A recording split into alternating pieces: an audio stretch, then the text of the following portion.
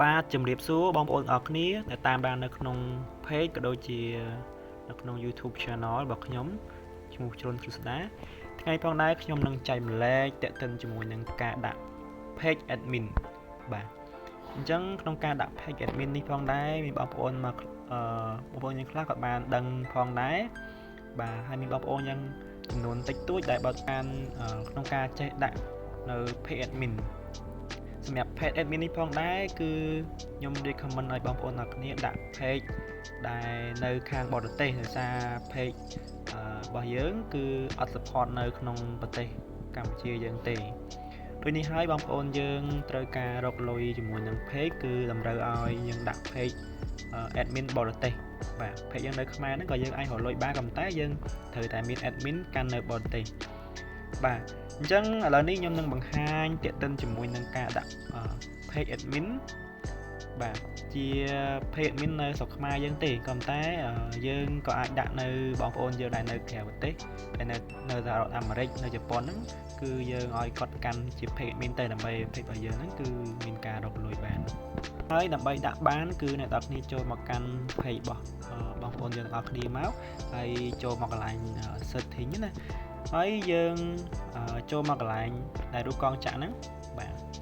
ជាទូទៅបងប្អូនយើងប្រើប្រភេទ Android ឬក៏ iPhone វាលក្ខណៈស្រៀងគ្នាទេ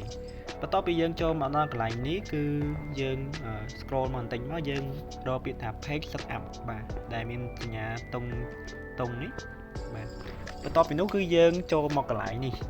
បាទចូលមកកន្លែងនេះគឺយើងរើសពាក្យថា page start បាទ start បាទ manage admin បាទឯមានខាងក្រោមនេះបាទ manage admin កន្លែងនេះហើយគឺជា people with Facebook access ជា Facebook របស់យើងដែលកាន់ page ផ្ទាល់តែម្ដងដែល Facebook របស់យើងណាអញ្ចឹងដើម្បីបាទ add member ផ្សេងមួយទៀតដែលចង់កាន់នៅលើ page មួយហ្នឹងគឺយើងរើសពាក្យថា new បាទ add new ហើយយើងពីតាម next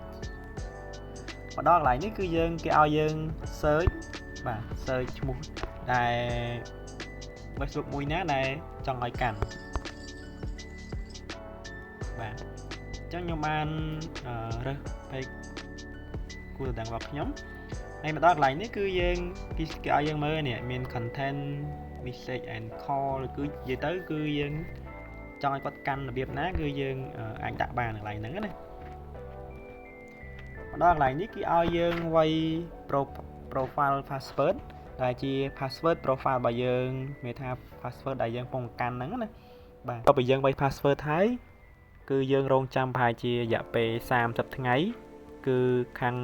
ក្រុមហ៊ុន Facebook គាត់នឹង accept ទៅលើ Facebook មួយហ្នឹងដើម្បីកាន់ page ហ្នឹងណា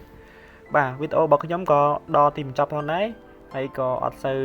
detail បានច្បាស់លាស់ដែរបើសិនជាបងប្អូនយើងចង់ឲ្យខ្ញុំ detail បញ្ជាក់ក្នុងការកាន់ page ហ្នឹងសូម comment ខាងក្រោមអញ្ចឹងយើងនឹងជួបគ្នាវីដេអូក្រោយទៀត